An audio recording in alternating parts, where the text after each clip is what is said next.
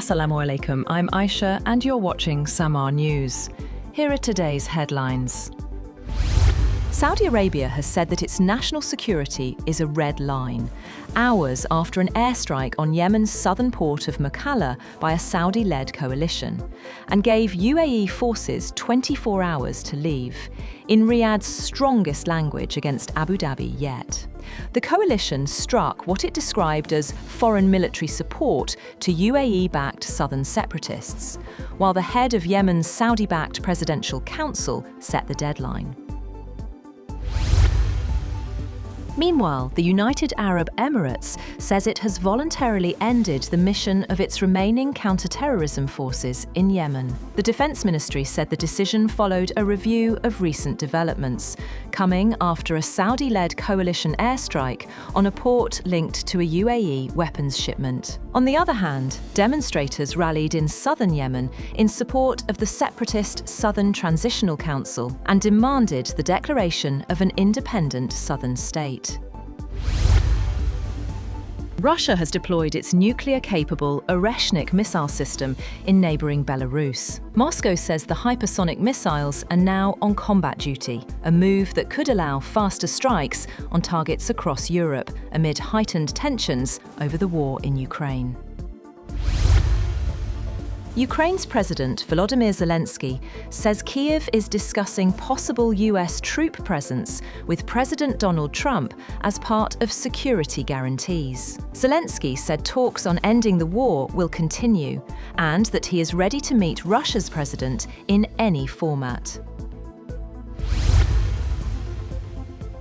The Chinese military has continued its drills east of Taiwan, focused on full-spectrum force projection. The PLA said the exercises included breaching operations, elite force raids, and simulated seizures of key ports, testing coordination and precision strike capabilities. The Foreign Ministry says the ongoing drills are meant as a punishment for what it called separatist forces on the island.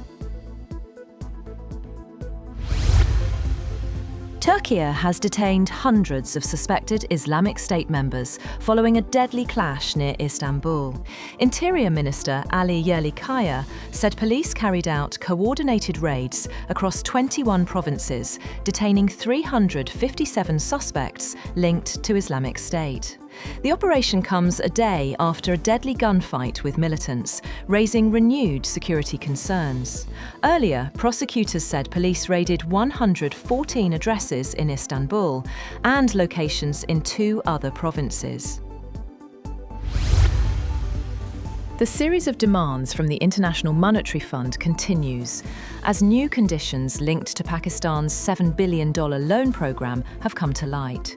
According to sources, the IMF has demanded the abolition of sales tax exemptions on locally manufactured electric vehicles and electric bikes. The proposal calls for the imposition of the standard 18% general sales tax from the 2026 to 27 fiscal year. The IMF has also urged Pakistan to end tax exemptions on locally manufactured hybrid electric vehicles. New Year's Eve concerts at Washington's Kennedy Center have been cancelled, following controversy over the addition of President Donald Trump's name to the institution. A veteran jazz group, the Cookers, announced it was withdrawing from its scheduled performances, becoming the latest ensemble to step away from the venue after the renaming. In a statement, the group said, "Jazz was born from struggle and a deep insistence on freedom of thought and expression." Bangladesh's first female Prime Minister and veteran opposition leader, Begum Khalida Zia, has passed away during treatment at a private hospital in the capital. She was 80.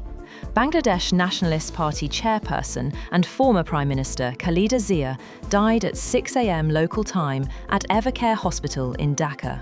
Her family members and senior BNP leaders were present at the hospital, including her eldest son and acting BNP chairman Tariq Rahman. US President Donald Trump has issued stern warnings to Hamas and Iran following talks with Israeli Prime Minister Benjamin Netanyahu. The US leader emphasized consequences for Hamas if it fails to disarm and threatened strikes on Iran should it attempt to revive its nuclear program. Trump also suggested Iran may be attempting to rebuild its nuclear program after June US airstrikes damaged 3 Iranian facilities. He said, if they are doing that, it'll be knocked down.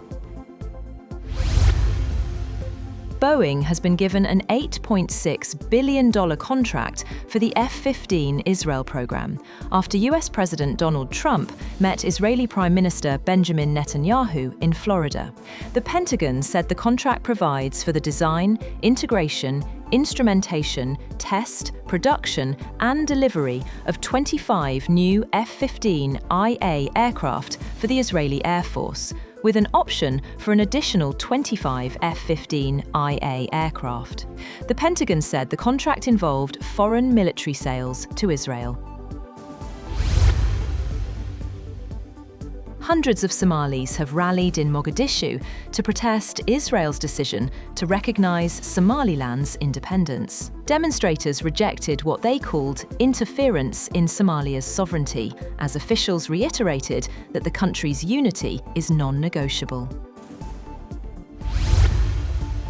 Denmark's National Postal Service is set to stop delivering traditional letters, marking the end of an era in the country's postal history.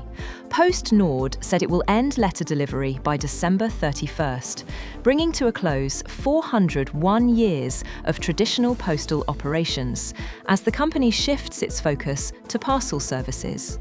The Postal Service said letter volumes have fallen by more than 90% since the year 2000, while demand for parcel deliveries continues to grow.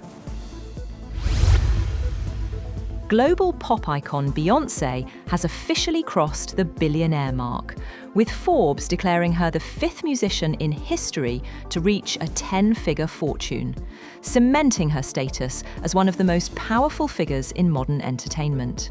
The Renaissance World Tour became one of 2023's biggest concert sensations, grossing nearly $600 million and placing Beyoncé alongside Taylor Swift as a defining pop culture force. That's all for now. For more updates, visit www.samaa.tv. Thank you for watching Samaa News.